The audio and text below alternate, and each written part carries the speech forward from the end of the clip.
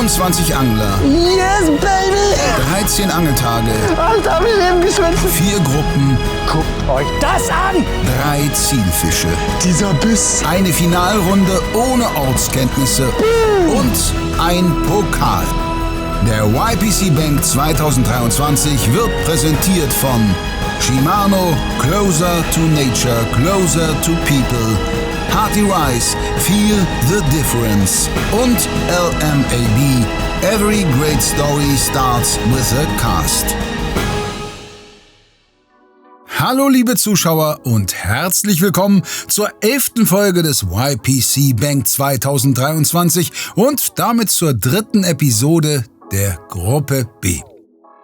Elex Aushängeschild Mark Paczowski konnte eine unfassbar schnelle Fullcard vorlegen und da sich auch die Fischgrößen absolut sehen lassen können, steht der Hesse bereits mit 1,5 Beinen im Viertelfinale. Bullseye-Gründer Markus von Euff hatte ebenfalls einen guten ersten Tag. Zum Weiterkommen braucht der Schweizer aber sicher noch einen Hecht und bestenfalls 2 bis 3 Upgrades. Vor allem die Zander sind ausbaufähig. Selbiges gilt für Hearty Rice Pro Steffer Sander Grönenboom. Der junge Niederländer konnte bereits alle 3 Fischarten fangen, doch noch fehlt ihm ein 6. Fisch für die Fullcard und vor allem Fische größeren Kalibers. Der Vorjahresvierte Luis Mendes vom Raubfischzentrum hat bereits 2 ordentliche Hechte landen können, doch Zander und Barsche gab es bisher noch keine. Der Dortmunder mit spanisch-mexikanischen Wurzeln hat für die Fullcard also noch einiges zu tun. Nicht einfacher sieht die Situation für Rapala-Teamangler Marcel Weigel aus.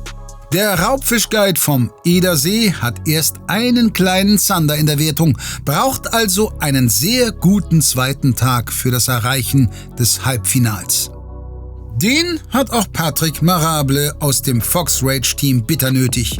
Der Rheinländer mit britischem Pass gehört dank seiner beiden Finalteilnahmen zum Favoritenkreis, erwischte jedoch einen rabenschwarzen ersten Tag und steht mit 0 Punkten bereits jetzt mit dem Rücken zur Wand. Guten Morgen, ihr Lieben. Tag 2 von der ersten Runde. Tag 1, ja, brauchst ja nichts mehr zu sagen. Legendäre 0 Punkte. Der Plan selbstverständlich mehr fangen. Also das Schöne ist, es kann eigentlich fast gar nicht mehr schlimmer kommen als am ersten Tag. Und deswegen, ich bin frohen Mutes, hatte gestern einen tollen Trainingstag, habe 2 Barsche gefangen bis 40, hatte 8 Zander bis 53. Also einen Spot davon kann ich leider nicht befischen, aber ich setze sehr viel Hoffnung auf die restlichen Spots, habe dann noch mal ein paar andere Gewässer da in der Nähe und daraus werde ich dann halt hoffentlich das Richtige wählen. Wird eine Mischung aus Topwater, Twitchbait und Jiggen sein. Ja, schauen wir mal, wie es läuft. Einen wunderschönen guten Morgen. Tag 2, YPC Bank. Ja, ihr habt es gesehen, der erste Tag lief für mich leider nicht ganz so erfolgreich. Nur ein Fisch steht auf der Karte, das ist ein 42er Zander. Ja, es wird auf jeden Fall richtig schwer, da nochmal ranzukommen, vorne in die Gruppe mit den ersten 3. Aber ja, wir werden heute Streetfischen gehen und hoffentlich eine volle Karte hinbekommen. Drückt auf jeden Fall die Daumen, wir sehen uns später am Spot. Wunderschönen guten Morgen, Tag 2 vom YPC. Ich baue gerade mein Zeugs auf für Hecht. Wir angeln heute am Polder und brauchen einen dicken Hecht. Drückt mir die Daumen. Ich bin zuversichtlich, dass wir das schaffen in 8 Stunden und wenn wir den Hecht haben, geht's auf Zander. Am Spot angekommen waren dort 2 deutsche Angler und Anglerinnen. Jetzt bin ich geknickt. Ändert nichts daran, dass ich weiter Gas geben werde und versuche konstant gute Laune zu haben, weil kann ja noch alles passieren. Kann ja noch ein Traumtag werden. Ich werde Gas geben. Auch das noch. Nach dem Albtraum an Tag 1 beginnt auch der zweite Tag wenig verheißungsvoll für Patrick. Ach so, bevor die Angler ihren ersten Wurf machen, werfen wir noch kurz einen Blick auf die Karte.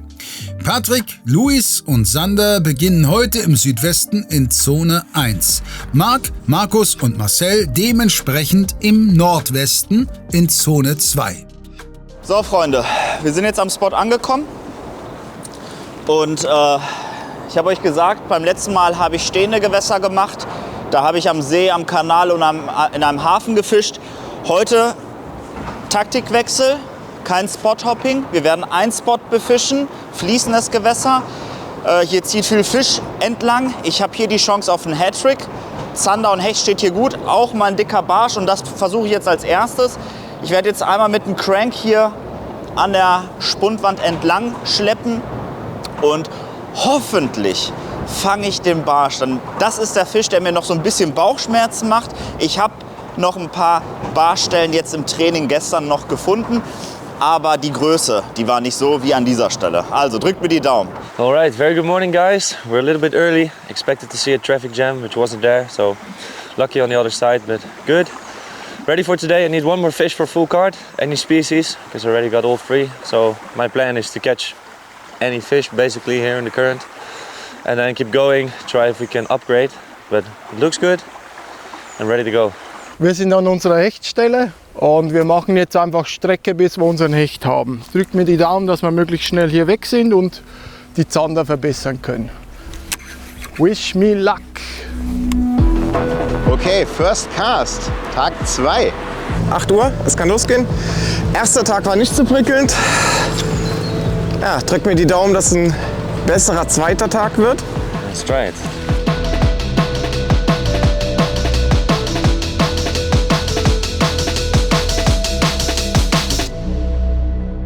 Da soll mal einer sagen, Angeln ist kein Sport. Bin noch ein bisschen aus der Puste. Mein Kameramann hasst mich gerade. Boah, wir sind jetzt durch die Wiese gesprintet. Haben irgendwie auch schon 10 nach 8, starten ein bisschen später. Aber ich starte am Polder und ich will eben meinen Weg zurückfischen. Ja, meine Karte ist nicht schlecht. Ich versuche hier große Hechte zu fangen. Hier hat es große Fische in dem System. Und ich habe eben schon auf dem Weg hierher 3 gespukt, die wirklich neben im Kraut standen. Hoffentlich kriege ich einen von denen.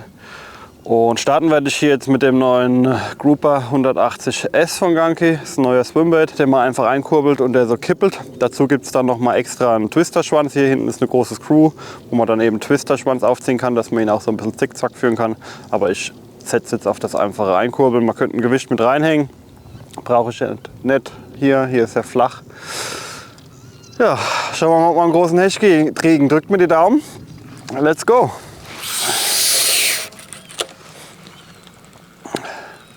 Ja, wie man hört, kann meine Rolle mal einen Tropfen Öl gebrauchen. Ich glaube nicht nur einen Tropfen, ich glaube, da muss ich mal eine halbe Flasche Öl reinkippen. Oh, eine Bite. So, ich gehe etwas schwerer. 7 Gramm, eben waren es 4 Gramm und auch eine Nummer größer mit dem Köder. Farbe bleibt Ayu. Und eben im zweiten Wurf gab es schon einen leichten Biss. Muss ein kleiner Barsch gewesen sein. Leider nicht hängen geblieben. Nimm doch. Das war jetzt wirklich skurril. Da war so ein Barsch und er hat den Köder verfehlt und der Haken hing in der Stachelrückenflosse. Und der Barsch hat die ganze Zeit sich so komisch gewunden, weil er davon irritiert war und hat danach den Köder noch hier hin und her verfolgt, aber nicht mehr richtig genommen. Also schade, dass ihr das nicht sehen konntet. Ich konnte das gerade so mit der Polbrille jetzt beobachten. Es sah schon echt kurios aus. Aber es zeigt halt, dass die Methode prinzipiell funktioniert. Dass ich höchstwahrscheinlich hier den einen anderen Barsch fangen werde. Auch maßige Fische. Der ist schon wieder. Junge, wie kriege ich dich jetzt? Du hast Bock, aber bist irritiert. Part of the game. Whole thing is gone, yeah. I could already feel that the weight was stuck. Quickly do a cast with a soft bait and then move spots.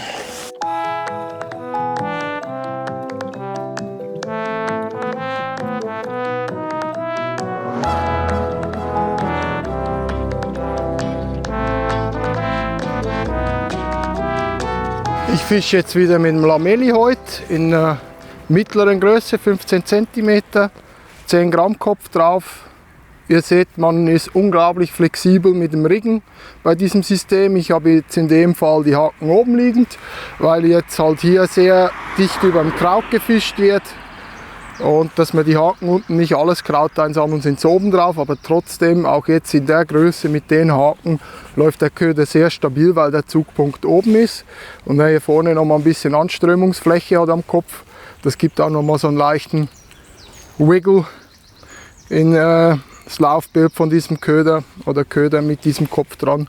Und um auf Nummer sicher zu gehen, heute fische ich tatsächlich 2 Drillinge auf der Ködergröße. Im Normalfall würde ich es hier beim vorderen Drilling belassen, aber es soll heute ja nichts dem Zufall überlassen werden. Ich brauche einen Hecht. So, an diesem Spot, den ich mir ausgesucht habe für heute, haben wir die Begebenheit, dass wir neben der Strömung auch extrem viel Futterfisch hier haben. Wir haben eine Brücke, die letzten Tage war es sehr sonnig und hier im Schatten halten sich sehr, sehr viele kleine Brutfische auf. Deswegen benutze ich jetzt zum Start den Fat Louis in der Größe 11 cm in der Farbe Lean Bream. Sehr natürlich gehalten das Ganze und jetzt hoffe ich auf einen Zander, nachdem die Barsche mich im Stich gelassen hat. Ich habe 15 Minuten drauf geangelt in der Hoffnung, dass ich hier schnell einen wegpflücke und ja, hoffentlich sind die Zander ein bisschen munterer. Lange wird heute nicht gefackelt. Sander hat schon nach 15 Minuten den ersten Spotwechsel im Blick. Luis wechselt Köder und Zielfisch und auch von Marc wird bereits die erste Anpassung vorgenommen. Die Fische wollen so. Da muss eben der Scanner her. Der Scanner muss es wieder richten. Ich habe jetzt beim Herlaufen, wie gesagt, 3 Fische hier gespukt am Ufer. Hat eben auch beim Reinwerfen einen Fisch gespukt. Man weiß natürlich, also einen Fisch hatte ich gesehen, das war auf jeden Fall ein Hecht. Bei den anderen weiß ich es nicht, es können natürlich auch Karpfen oder so gewesen sein. Das waren auf jeden Fall große Fische. Beim Polderangeln, gerade wenn eben ein Gewässer hart beangelt wird, ist es eigentlich von Vorteil, wenn man seine Köder eher leise platziert. Da ich hier aber ein bisschen auf Distanz fischen will, ist es nicht so einfach, gerade mit dem großen Grouper, den ich eben geschmissen habe. Das ist natürlich ein schwerer Köder. Der macht einen ordentlichen Platscher. Der Scanner ist etwas leiser, den kann ich vielleicht ein bisschen leiser präsentieren auf weitere Distanz. Und wenn man kürzere Würfe macht, sollte man immer gucken, dass man den Köder abbremst. Das kann ich euch gleich mal zeigen, dass der möglichst leise ins Wasser klatscht. Und ja, ich mache jetzt eine Geheimwaffe drauf, die mir in vielen YPCs und auch vielen privaten Angeltrips schon viele große Hechte gebracht hat. Und zwar den Ganke Scanner, die kleinere Version 135.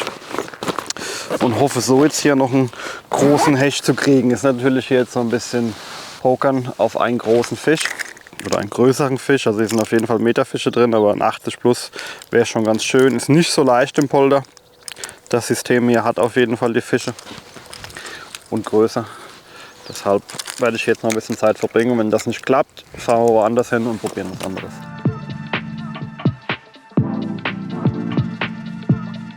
Eben 2 ganz leichte Anfasser gewesen. Bisher hat es noch nicht so gut geklappt mit den Barschen oder auch Zandern. Wir bringen jetzt noch mal eine Abwechslung hier rein. Den Moontail Jig von VMC. Und als Trailer ist von 13 Fishing der Vertical Minnow drauf in weiß. Sieht auf jeden Fall lecker aus. Hoffentlich gefällt das dem Barschen. Was meinst du was? Hecht? Ah, da.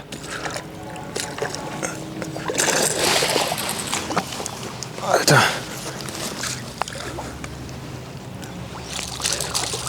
Okay, das war jetzt mega Glück. Der Popper hatte sich verheddert und der Vorfach hing in einen Drilling. Und ich habe schnell eingekurbelt und sehe nur noch, wie ein Barsch hinterher geschossen kommt und hier vor meinen Füßen noch ein bisschen animiert. Und er hat ihn geschnappt und das ist ein maßiger Barsch, ein Topwater-Barsch. Wow. Kein 40er Hals, ist ein Fisch. Yes. Geil. Richtig, richtig geil. So. Also doch ein schöner Start. Köder zeige ich gleich. Jetzt geht es erstmal um den Fisch. So, stützen. Das ist ein schöner. 34. Auch wichtig, wenn ihr Barsche hebt, versucht sie nicht zu sehr so am Gewicht zu halten, dass ihr am Maul packen und hochzuziehen. Das ist nicht so gut für die. Immer versuchen, ein bisschen zu stützen. Nice. Das ist auch wundervoll. Also hier in dem Gewässer, ganz skurril, funktioniert bei mir definitiv Popper besser. Ich glaube, ich darf den Toni, meinen ersten Fisch des Turniers, melden und Leute, ich bin endlich angekommen. Na also, nach einer Menge Pech nun also endlich etwas Glück auf Patricks Seite. Der 34er bringt 68 Zähler und 10 Topwater-Punkte. Patrick klettert einen Platz nach oben. KVD Splash von Striking. Ein Popper, den ich sehr gerne verwende. Ist eine relativ große Maulöffnung, also ein sehr lauter Popper. Gut geeignet, um Fische aus der Tiefe rauszulocken, wenn man den aggressiv führt. Aber wenn man dezent führt, also über die Rolle, nur ganz leicht ankurbelt, ist es deutlich dezenter, das Ploppen. Und einfach ein Erfolgsköder von mir. Damit habe ich schon wahnsinnig viele Fische gefangen. Auch schon beim YPC letztes Jahr. Sowohl hier am Kanal als auch auf den Azoren. Weiter geht's.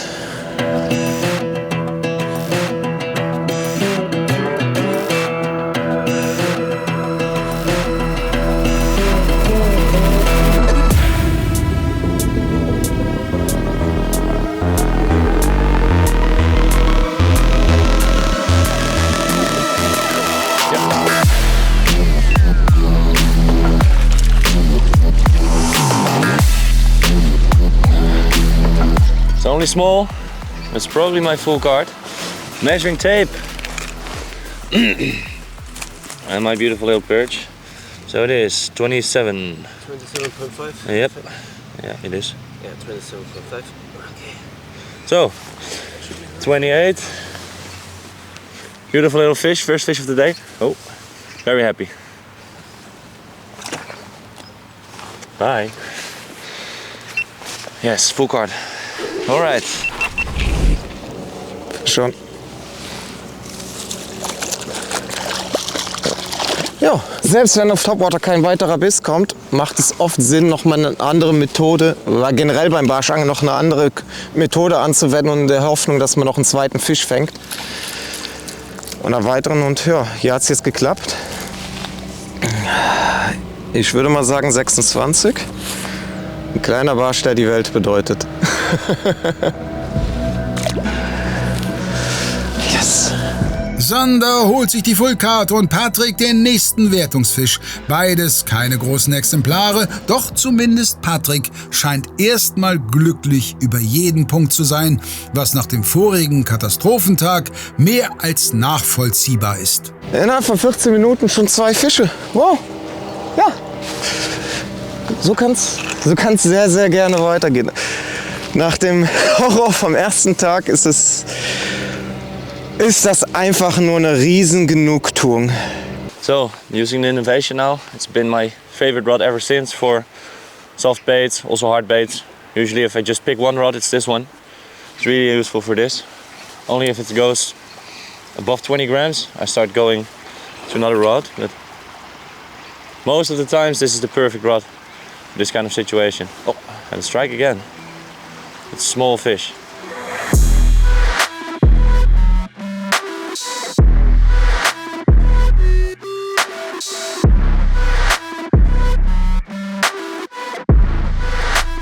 Das Vorfach ein bisschen kürzer machen.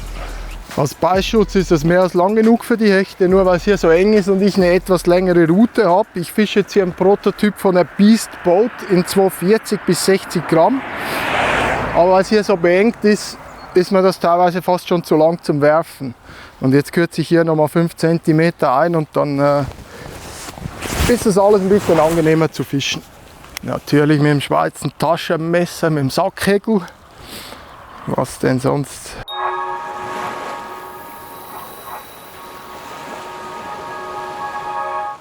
So sieht er also aus, der Hecht und Barsch Raubfisch Adventskalender 2023.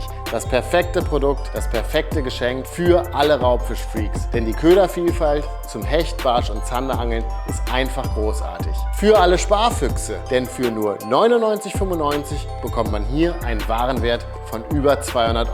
Für alle Sammler und Liebhaber, denn alle enthaltenen Produkte wurden exklusiv nur für diesen Kalender produziert. Und natürlich für alle Glücksspielfreunde, denn jeden Tag wartet ein goldenes Ticket. Je früher du bestellst, desto größer die Wahrscheinlichkeit, den Jackpot zu knacken. Deswegen ran an die Tasten, den Link zum Produkt findest du unten in der Videobeschreibung.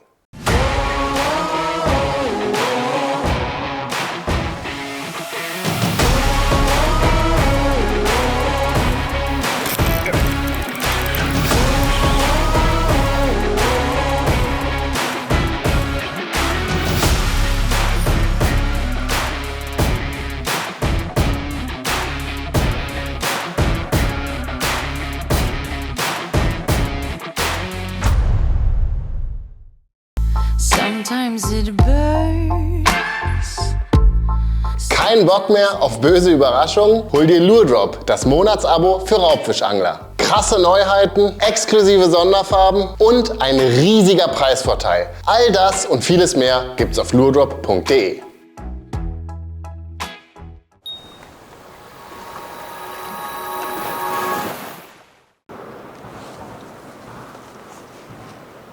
Oh, fuck! Mann! Warum bleibt er nicht hängen? Gleich. Die Tide fängt gerade an und umso stärker es hier strömt,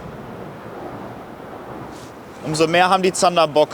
Ich habe jetzt meine ersten 2 Bisse gehabt, jetzt einen direkt vor den Füßen, aber so in der nächsten Stunde, dann wird das Wasser ein bisschen stärker am Strömen sein.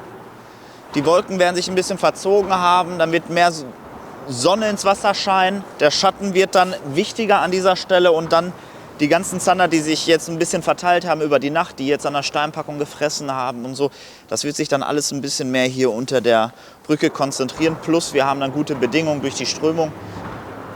Es dauert nicht mehr lange, Freunde. Dann gibt's Zander.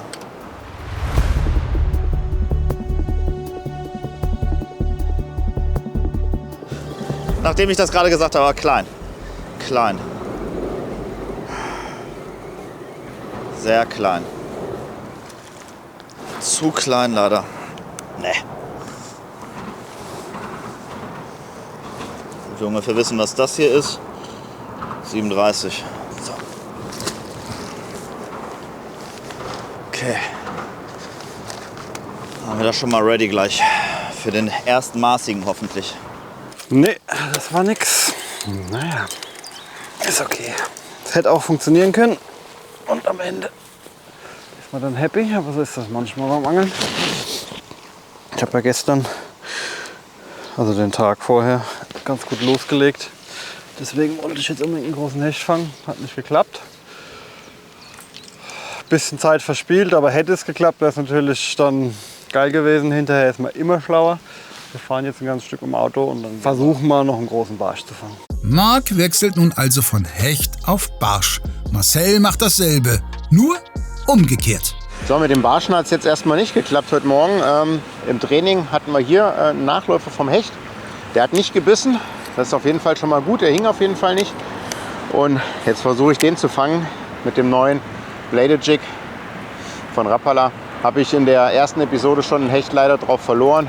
Hoffentlich fangen wir ihn heute.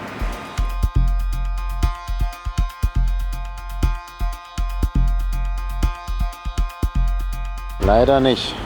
Aber wir gehen jetzt hier circa 1 Kilometer hoch und machen überall Würfe. Da kommen Seerosen und vielleicht haben wir woanders das Glück, dass wir da jetzt einen Hecht dann in der nächsten halben Stunde bekommen. Und dann geht es zum nächsten Barschspot. Also Daumen drücken, weiterhin. Gerade eben ist halt aufgefallen, dass der Barsch den Köder hinterher kam, den Topwaterbait, den Popper genau gesagt, als ich ihn schnell eingekurbelt habe. Ja, und das lässt dann doch die Überlegung zu, ob nicht vielleicht Stickbait doch die bessere Wahl ist, weil man den ein bisschen zackiger führt. Aber ich werde es jetzt davon abhängig machen, dass ich fische ja auch immer hinterher mit Twitchbait. Und wenn ich jetzt zweimal mit Topwater keine Attacke kriege, aber auf Twitchbait an der Stelle, wo ich gerade eben Topwater gefischt habe, Barsch fange, dann weiß ich, dass die nicht auf den Popper reagiert haben und dann werde ich auf Stickbait wechseln. Weil ich spekuliere schon darauf, dass ich relativ viele Bisse auf Twitchbait kriege, weil das jetzt schön Beutegröße von denen imitiert und die einfach gut drauf ansprechen. Fisch. Könnte ein Hecht sein. Nein, ab. Ah, das war ein guter. Egal. Das ist halt der Nachteil von so kleinen Ködern mit kleinen Haken. Je nachdem, was er beißt. Ja, hätte ich vielleicht sanfter trillen müssen. Ne? Klar, jetzt natürlich schade. Das war ein guter Fisch, wären wertvolle Punkte gewesen. Aber egal. Ich habe die ersten 2 Fische in der Wertung. Es ist ja noch nicht wirklich viel Zeit vergangen und normalerweise wird sich heute noch viel tun. Also weiter geht's.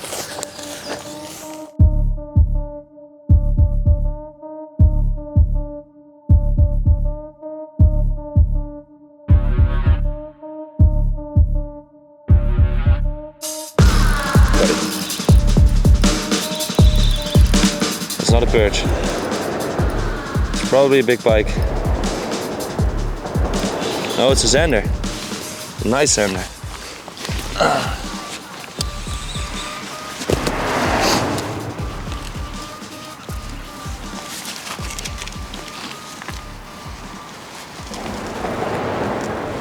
Yes, sir. Good stuff. Beautiful zander. Hello? Look at this. He won't even open up.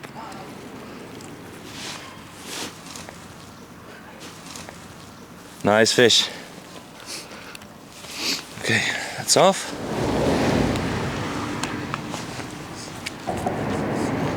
It's 49.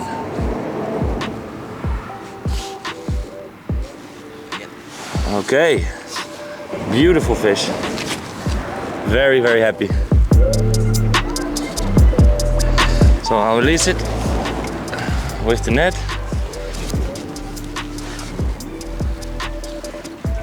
Here he goes. Beautiful.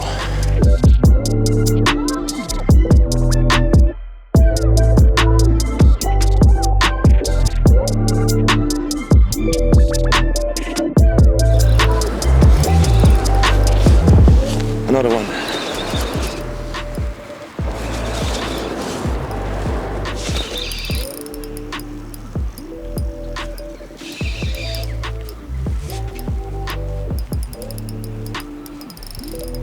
Feels better even. Ooh, that's a really beautiful one.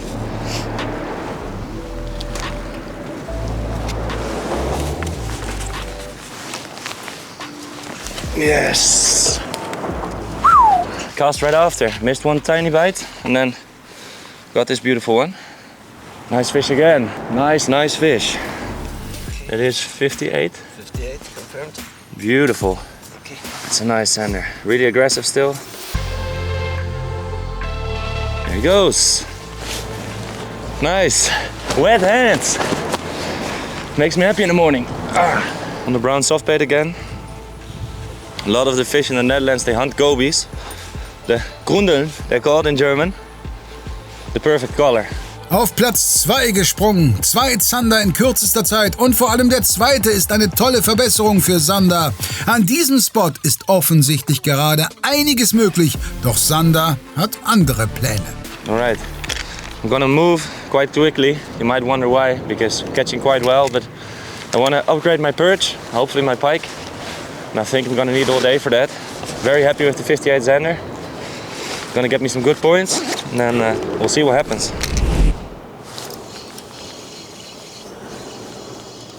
Der wird zu klein sein. Der wird zu klein sein. Das merke ich schon. So. Der ist vielleicht ein Tick größer wie der vorhin. Ich probiere gerade alle Farben aus. Das ist jetzt der Motorbug. Ne.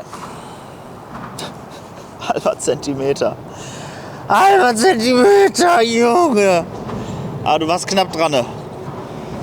Ich hoffe, der hat noch einen größeren Bruder.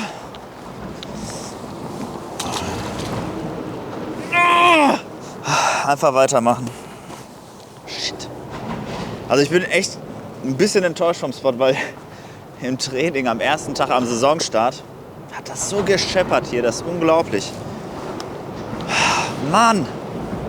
Ich weiß nicht, was jetzt heute anders ist. Oder ob die Stelle zu krass beangelt wurde, die letzten Tage. Im Hintergrund sieht man ja auch noch einen anderen Angler. Oh, Mann! Ah.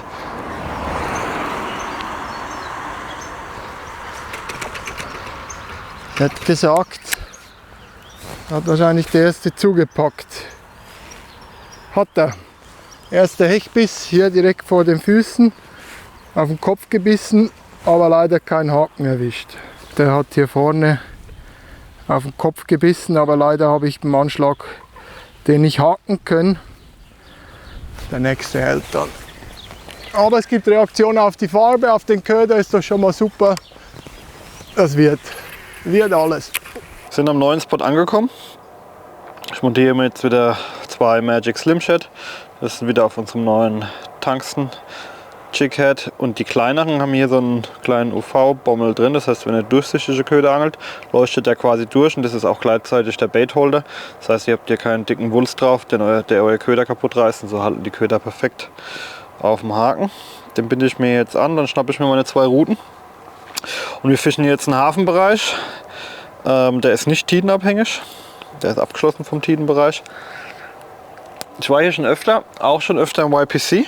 Habe hier im YPC irgendwie noch nie wirklich gut gefangen. Aber ich habe hier privat halt schon echt viele große Barsche gefangen. Und vielleicht klappt das ja dieses Jahr endlich mal. Von mir gab es jetzt leider noch nicht so viel Action. Und ich denke, die anderen sind mir auf den Fersen. Deswegen gebe ich jetzt Gas und hole mir einen großen Barsch.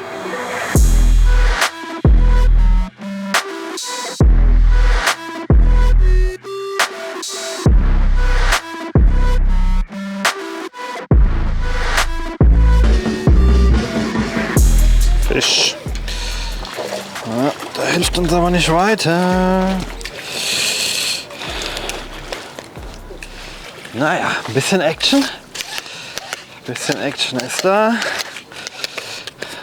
Aber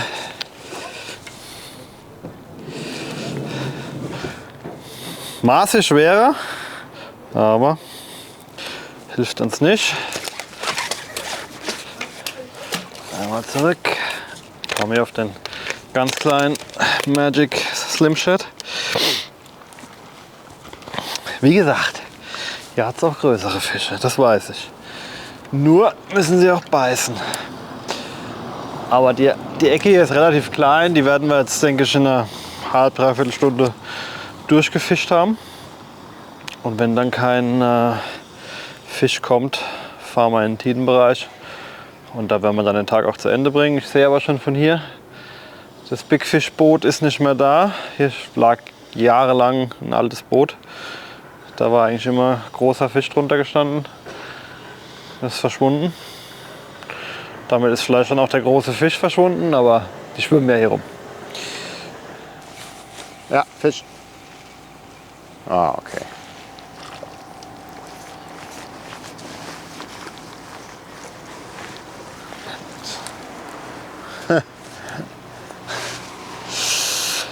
I think it's too small. Oh ne, der wird nicht reichen.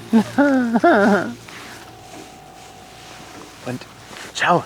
Untermaßiger Barsch bei Marcel und auch bei Patrick sind die Jungspunde heute auf Wandertag. Aber wie viele kleine Mikrobarsche hier unterwegs sind. Er ist schon echt verrückt. Gefühlt jeder zweite Wurf folgen 2, 3, teilweise 10 von diesen kleinen Barschen, den Köder. Kein Wunder, dass dann auch die größeren Räuber in der Nähe sind. Es ist natürlich eine super Futterquelle.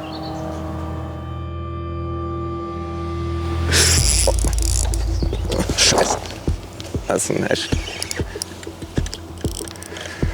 Das war eine harte Attacke.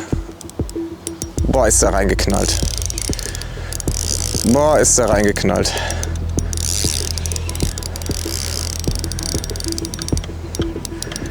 Ich habe jetzt extrem weiche Bremse, weil ich einfach darauf verlasse, dass die nadelscharfen Haken safe drin sind. Und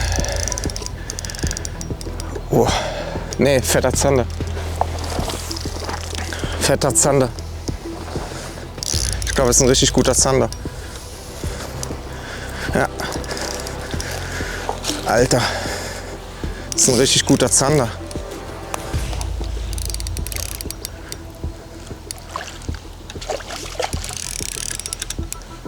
Alter. Komm, komm, komm, komm.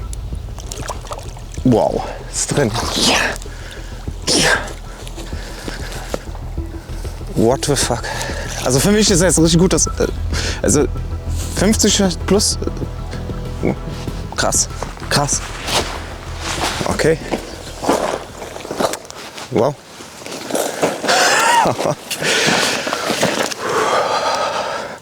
Ey. Ich bin voll am Zittern, ey. Dieser Biss in der Pause. Boom! Der ist ja direkt in die Bremse. Hammer! So muss Angeln sein. Das ist... Oh, ist das geil. Solche Bisse. Ja, ich kann die Zander-Fans so verstehen. Das ist bekloppt. Ihr seht, ich lasse den Fisch immer schön im Wasser, während ich alles vorbereite. Er kann ja wenigstens noch vernünftig atmen. So, ich hole jetzt erst noch die Zange raus, bevor ich da den raushebe. Aber was mir jetzt nicht gefällt, ist, dass ich muss mit dem trotzdem mal kurz hoch ins Gras, weil ich will den nicht hier auf den Sand ablegen. Und hier ist Gras. Aber oh, schön oben gehakt. Kiemen sie nicht in Gefahr. So. So, genau auf der Matte. 60, 60 plus. Ich könnte zwar irgendwie auf 61,5 drücken, aber nee, das ist dann übertrieben. Der hat hier 61 safe und gut ist. 61. Irre geil. Wahnsinnig wertvoller Fisch. Wow.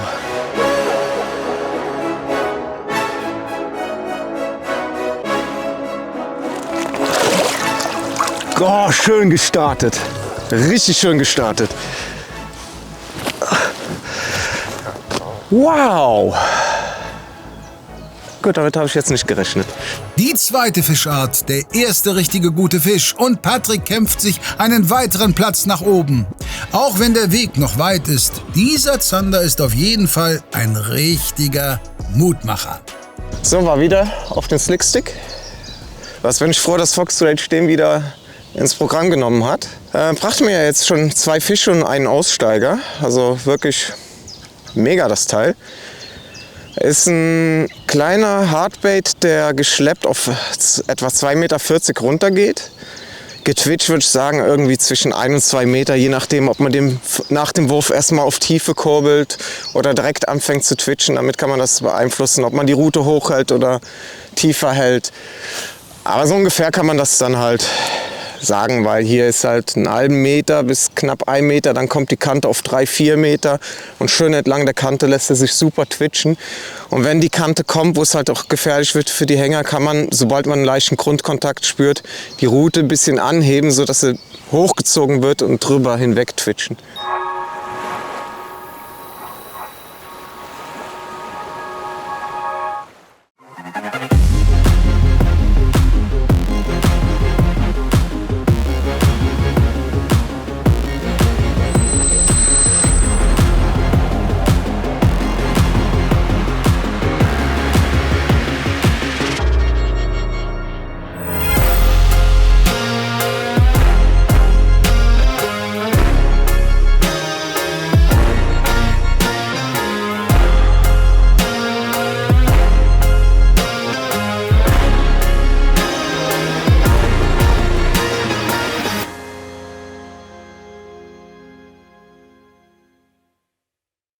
Gute Neuigkeiten.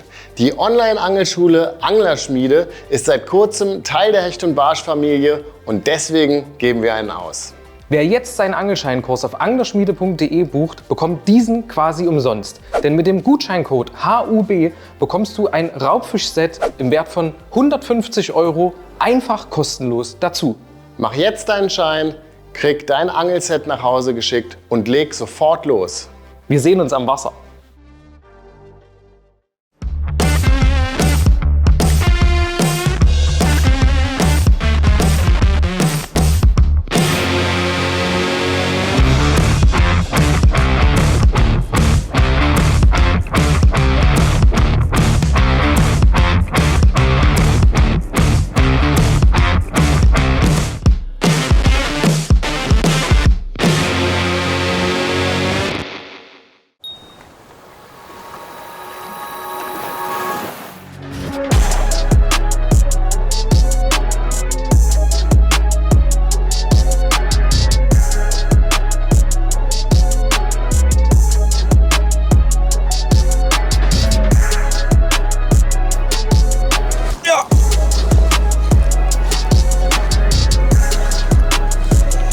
Gesagt, der Wurf ist gut.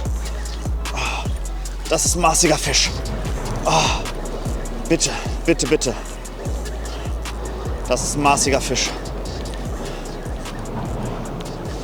Oh ja, oh ja, oh ja, oh ja, oh ja, oh ja. Komm schon, komm schon, komm schon, komm schon. Das ist gut.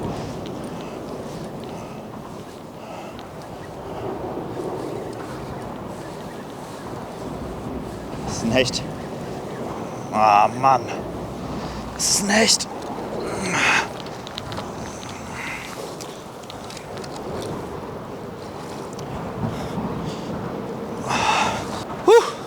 Ihr seht schon, ich habe hier so ein kleines Labor aufgebaut. So. Berührt die 72,5. 73er Hecht. 73er Hecht. Ja, sehr schön. Ich freue mich natürlich über diesen Fisch. Es ist jetzt nicht der Zielfisch für den Spot, aber ich freue mich trotzdem, denn mir ist gerade aufgefallen in den letzten 15 Minuten, dass die Strömung zunimmt. Und ich hatte natürlich die Tide abgecheckt, bevor ich hier in den Spot gekommen bin.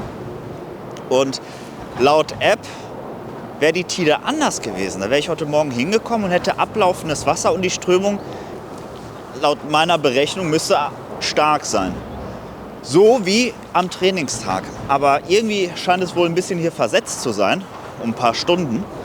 Und die Strömung wird gerade stärker. Und das ist sehr, sehr wichtig für den Spot, weil als ich den Spot gefischt habe, hatten wir richtig hier Druck drauf.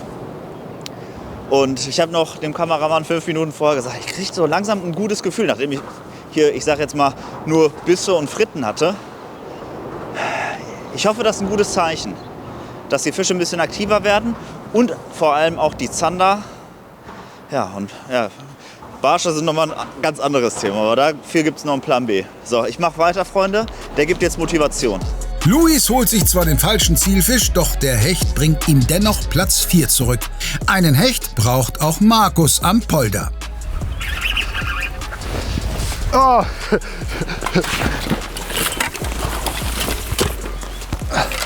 Ich hab's bei diesem YPC mit dem Barschen. Ja, auch schön, würde ich sagen. Haben wir auf jeden Fall noch mal 1-2 Punkte geholt, aber das ist noch nicht unser Hecht. Das gibt's ja nicht, hä? Heute Barschtag. Moje, moje, moje Bars.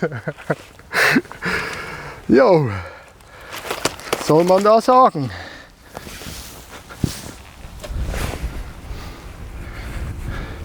Schönes Moped hier.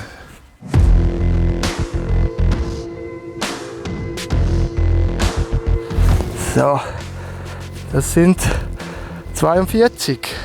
Jo. Stabil gebaut, wirklich wunderschöner Fisch, mega Färbung, mega geil. Dieser wunderschöne Barsch bringt mir 6 Punkte Verbesserung. Nicht, was ich hier suche, aber einfach ein traumhaft schöner Fisch. Und Der kann jetzt hier wieder schön in seinen Dschungel zurück verschwinden. Yes. Also ich freue mich natürlich über den Fisch.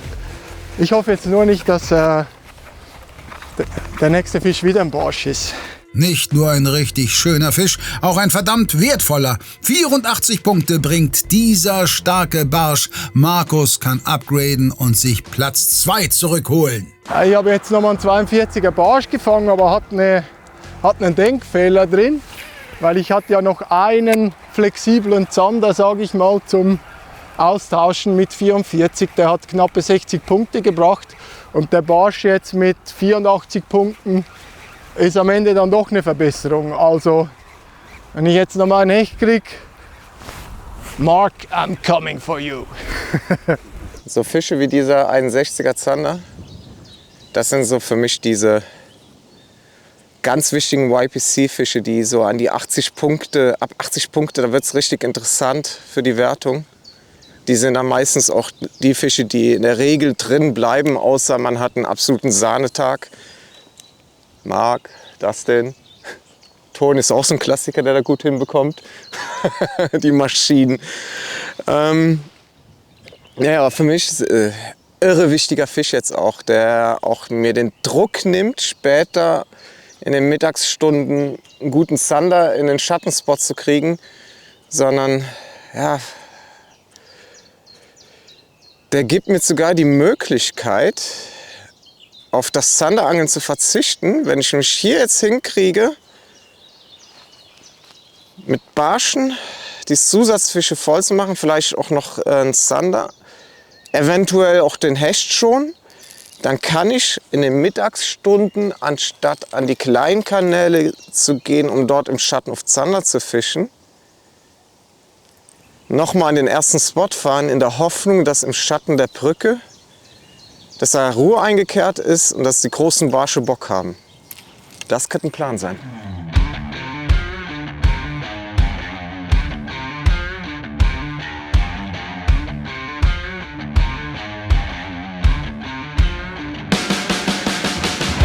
Ja. War.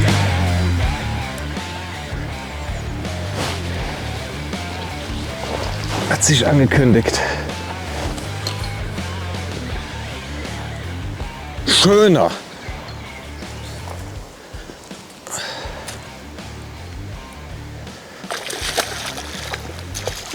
Komm, bleib hängen, bleib hängen, bleib hängen.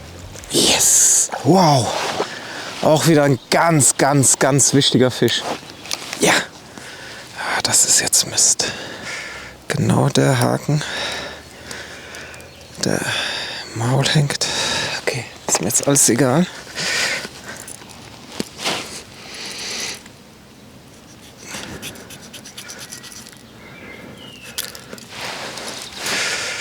Netz hin, Netz her, der Fisch geht vor. Diese kleinen Drillinge mit den Fingern zu greifen, ist echt eine unschöne Geschichte. Okay, wunderschöner Fisch. Steht mal 38. Okay. Der verunglückte Wurf. 38. Ja, liebe Zuschauer, liebe Angelkollegen, Fisch Nummer 4. Der Plan geht heute wirklich auf. Zumindest, ja, also ich kann mich nicht beklagen. Es ist mega cool, macht auch mega Spaß. Klar, Fischfangen macht immer Spaß. Und es war wieder der Slickstick. Und ehrlich gesagt war es ein verunglückter Wurf. Ich wollte ein bisschen mehr rechts von der Kante und habe zu nah ans Ufer und habe ich gespürt auf einmal Fischkontakt und ganz langsam weitergefischt und dann kam der Einschlag und was will man mehr? Was will man mehr? Noch ein besserer Fisch. Langsam füllt sich Patricks Scoreboard. Markus kämpft weiter um den für die Full-Card fehlenden Hecht. Déjà-vu, an der Stelle waren wir vorher schon. Haben auf dem Hinweg habe ich hier einen Barschbiss und einen Hechtbiss gehabt. Ich wechsle jetzt nochmal den Köder. Werde vermutlich mit einem, ich glaube sogar, ich versuche einen kleinen crank, wenn der nicht schon zu tief läuft. Ne, ich glaube, ich gehe mal zu einem kleinen Tailbait, kleiner Jerk, Guppi. Und schau mal, ob ihr nochmal einen Hecht oder einen Barsch zupackt. Lieber wäre mir natürlich der Hecht, weil jetzt, sage ich mal, einen guten 40er Barsch könnte ich noch vertragen, aber dann, sage ich mal, reicht es eigentlich. Dann ist aber alles spätestens Zeit für Hecht. Kann man einfach mal nur durchkurbeln, geht auch beim Guppi, der geht dann so leicht links, rechts und der Schwanz paddelt sowieso. Kurz stehen lassen. No reaction.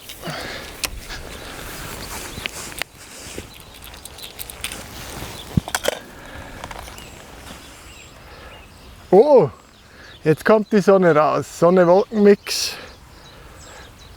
Ich habe mal in einem Buch gelesen, dass die Hechte das mögen. Jetzt schauen wir mal, ob das Lügenpresse war oder die Wahrheit.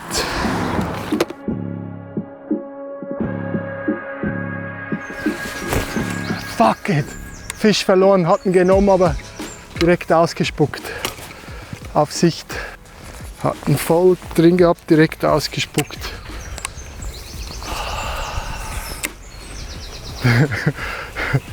Wird wieder Krimi hier, hä? Einfach schnell ein Hecht ist nicht.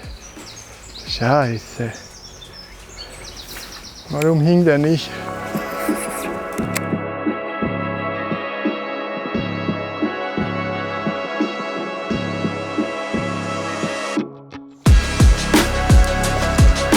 Fisch on.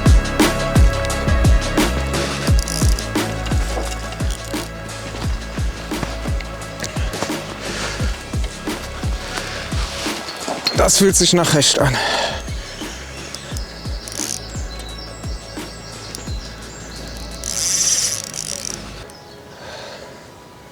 Diese kleinen Köder.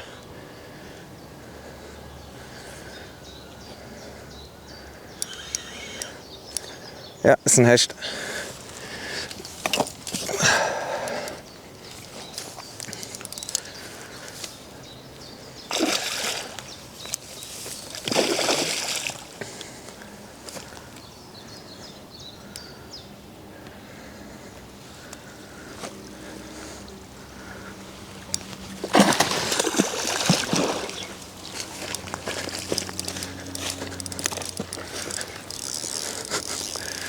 Sack, ey. Hast du das gesehen? Das war geil. Also eine schöne Show liefert der Freund. Wow. Schön auf Kamera. Hast du es komplett drauf?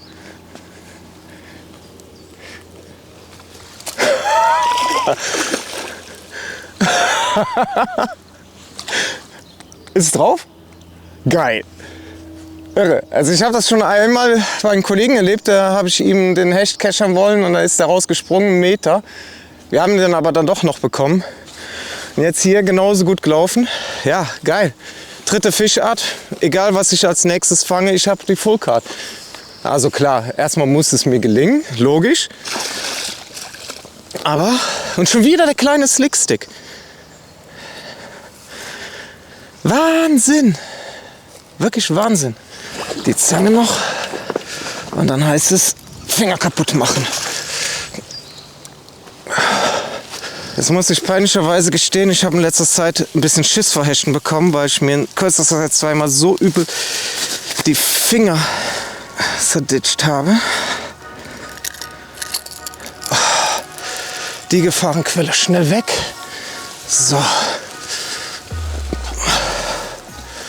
Könnte 70 haben. Hat 71. Darauf habe ich spekuliert. Ein Hecht, der beim Barschangeln einsteigt. Jetzt kann man doch sogar Zanderangeln zu sagen. Auf einen 70er, das war die Hoffnung, klar, größer nehme ich auch gerne, aber ja, ich bin happy, wirklich happy. Ich weiß nicht, ob ihr auf der anderen Seite auch diesen charakteristischen Fleck habt. Ich will den kurz der Kamera zeigen, dafür lege ich ihn noch mal kurz ab. Ich finde ihn ganz interessant hier, richtig einen gelben Fleck. Habe ich so in der Art auch noch nicht oft gesehen. So, jetzt will ich ihn auch schnell zurücksetzen, bevor er mir die Finger doch noch irgendwie malträtiert, weil der fängt an unruhig zu werden. sag's doch. Das hat sich angekündigt. Und genau das ist mir ähnlich mit 2 kleinen Hechten passiert, dass ich die noch so gehalten habe und gerade zurücksetzen wollte. Und da haben sie das Maul aufgerissen und mit dem offenen Maul mir hier rein. Und das eine Mal war so tief, dass ich mir am Wasser noch mit zum Auto gehen musste, einen Druckverband machen musste, damit ich die Blutung gestoppt kriege. War schon überlegen, ob ich ins Krankenhaus muss, um das nähen zu lassen. Ging noch mal gut, habe aber auch mehrere Monate, 2-3 Monate noch gespürt. Ist selbst jetzt noch ein kleiner Hubbel. Sollte man nicht unterschätzen. Also die Hechte können schon richtige kleine Drecksviecher sein. Dem Tod noch so gerade von der Schippe gesprungen und die 3. Fischart eingesackt. Bei Patrick läuft es weiterhin wie am Schnürchen. Langsam gelangt Platz 3 tatsächlich in Reichweite. Und das war das Paradebeispiel wieder dafür, warum man auch bei kleinen Hardbaits darauf nicht verzichten sollte. Ein hechtsicheres Vorfach. Okay, ich kann jetzt nicht von glasklaren, kristallklaren Bergseen reden, wie die Barsche da auf Stahlvorfischer reagieren. Da habe ich keine Erfahrung. Aber in den meisten selbst ziemlich klaren Gewässern mit Sichttiefen von 3 Metern, 4 Metern habe ich bisher wenig schlechte Erfahrungen gemacht, bis gar keine, dass die Barsche zum Beispiel nicht mehr beißen, wenn man ein Twitchbait mit einem dünnen Stahlvorfach fischt. Einen großen Unterschied macht es aber für den Hecht. Weil auch wenn das jetzt ein kleiner Köder ist, wenn der jetzt Ding inhaliert und der hatte ihn jetzt tief drin, der hätte die normales Fluorocarbon hätte er durchgebissen. Das bedeutet, der ganze Köder hängt im Rachen.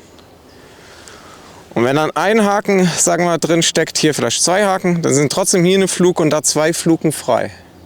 Wenn er danach Beute fressen will, kann es schlimmsten Fall sein, dass der Beutefisch sich daran verheddert. Und der Fisch geht jämmerlich zugrunde. Deswegen, auch wenn es euch im allerschlimmsten Fall den einen anderen Barsch kostet, der vielleicht dann doch nicht beißt, den Hechten zuliebe, benutzt wirklich die Stahlvorfächer besonders bei der Verwendung von Ködern mit Drillingen, weil das kann den Tieren dann wirklich schaden. Richtig übel schaden. Wäre toll von euch. Nee, das wird hier nichts Abmarsch. War ein kurzer Versuch was wert. Aber Fische sind hier nicht so aktiv, statt eingefangen. Ein paar Fehlbisse, aber es waren kleine Fische. Deswegen fahren wir jetzt hier in den Tidenbereich. Und da rechne ich dann schon eher mit dicken Barschen und ein paar Zander als Beifang. Let's go. Ja, Fisch. Fisch. It's a pike. Ich glaube zu klein. Ich glaube zu klein.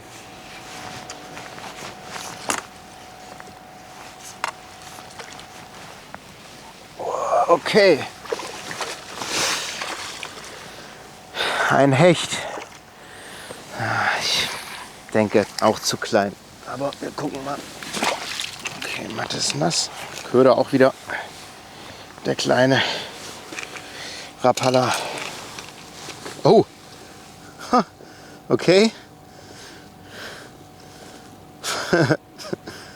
46. Okay. 46. Oh yeah. Guckt euch diesen kleinen schönen Hecht an. Der darf natürlich gleich wieder zurück, aber jawohl. Der Hecht ist drin auf dem Board. Natürlich wird mir das niemals reichen, aber ja, geil. Oh. Yes. Okay. Boah, gut, dass wir ihn gemessen haben. Gut, dass wir ihn gemessen haben. Jetzt überlege ich gerade, hätten wir den Barsch vielleicht auch messen sollen? Sagt's mir. War der vielleicht doch über 22? Ah. Okay, auf jeden Fall cooler Spot. Hier ist der Köder. Wird so im circa September wird er auf dem Markt sein. Kleiner Gummi und ja, immer Stahl dran. Wenn ihr auf Barsch angelt und ihr habt mit Hechten zu rechnen, immer Stahl. Also, weiter geht's. Weiter geht's aber erst in der nächsten Folge. Mit Marcells zweitem Wertungsfisch beenden wir Episode 11. Für Marc sieht es auch ohne Upgrade nach wie vor sehr gut aus. Markus hat gute Chancen, braucht aber zwingend den fehlenden Hecht. Sander kann hingegen beliebig upgraden und vielleicht muss er das auch, denn Patrick kommt mit 7 Meilenstiefeln von hinten. Luis kommt möglicherweise die Strömung zugute und auch Marcel hat noch lange nicht aufgegeben. Welche 3 Angler es in die nächste Runde schaffen, seht ihr schon kommenden Sonntag ab 18 Uhr. Bis dahin freuen wir uns über euren Support in Form von Likes, Kommentaren, neuen YouTube-Abonnenten, Einkäufen im Online-Shop oder Abos auf luredrop.de. Ciao!